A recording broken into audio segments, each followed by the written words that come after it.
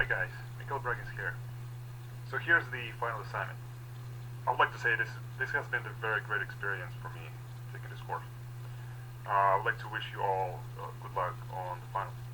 So today I will be discussing 5 most important synthesis modules, which is oscillator, filter, amplifier, envelope, and LFO. So as an example, I will explain using this synthesizer. So let's take a closer look at this panel. This layout shows clearly how the signal can be manipulated and in which order. First you create a sound in the oscillator. Then you select how you want to mix it. Right here. Okay, so mix it right here, and then you apply a filter. Then set the amp level. Then you can add some effects. All this is done, of course, in order to enhance your sound. First, let's take a look at the oscillator. But what we see here, this synthesizer has 2 oscillators, 1 and 2. The oscillator creates the sound based on geometric waveform. We can see in the wave selection, the waveforms are sawtooth, square, pulse wave, triangle, sine, noise, feedback oscillator, supersaw, and extant. All of these wave shapes have different characteristics and can be modulated over time in terms of frequency and pitch. Okay, so let's take a look at, so pitch means basically we will transpose the signal 1 octave up or down. But what does the detune do? It makes fine adjustment to pitch. It can be used to create subtle differences in pitch between the 2 oscillators to make a fuller tone, similar to the chorus effect, something that I explained in the last lesson. PW feedback. It manipulates characteristics of 3 of the above wavelengths: pulse wave, feedback oscillator, and supersaw. So now, let's talk about filter. So this is basically where we decide how bright and substantial our sound is going to be. This is the low-pass filter. This is the most commonly used filter because it allows lower frequency to pass through. High-pass filter. This cuts off the lower frequencies and emphasizes the high-end frequency. And the bandpass filter, it only allows sounds within a cutoff range to pass through.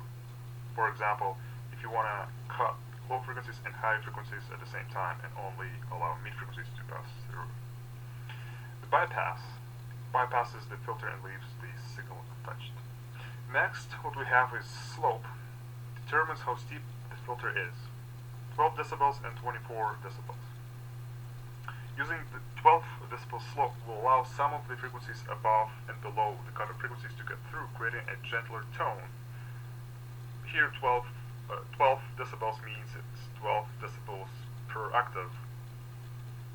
In simple terms, higher frequencies will be quieter by 12 decibels per octave. So the same reasoning here.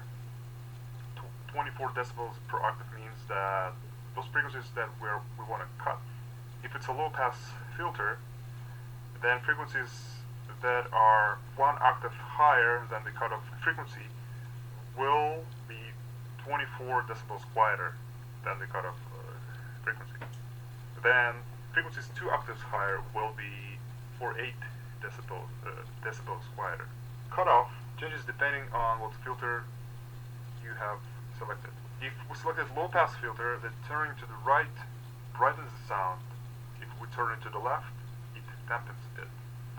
If we chose high-pass filter, then turning the cutoff knob on the right thins out the sound, and turning to the left makes the sound thicker and heavier.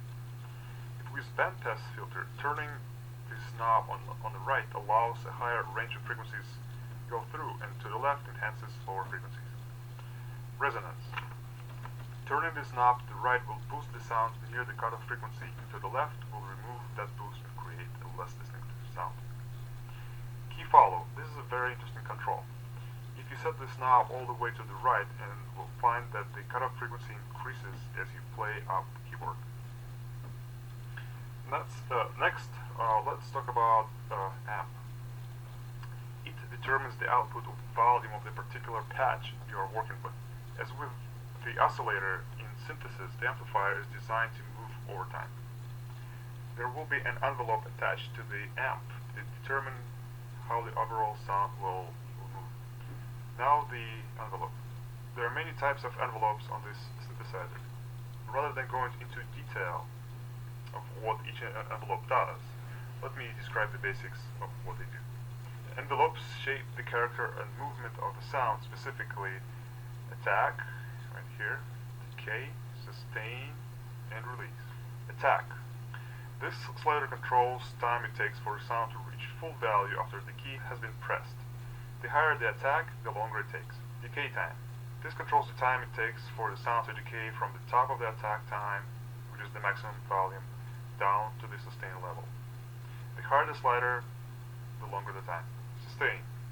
This controls the volume of the sound after the attack and decay time have passed. This will last until the key is released. Raising the slider will increase sustain volume and lowering will decrease it. Release. This slider controls how long the sound will sound after the key is released. The higher the slider, the longer the sound will continue. If set all the way down, the sound will end as soon as the key is released. And the last thing we're going to talk about is LFO. This is the low frequency oscillator, and this is a form of modulation. This name indicates that it operates at a frequency below human hearing. The LFO manipulates the sound from the oscillator and adds modulation or movement to the signal. Because it's set at such a low frequency, you don't really hear the LFO. Rather, you hear the effect it has on the signal created by the oscillator. It's mainly used to create vibrator to the signal. The LFO is almost like a circular envelope. It creates a path for sound to travel and repeats it as long as the key is pressed. The depth knob changes the amplitude.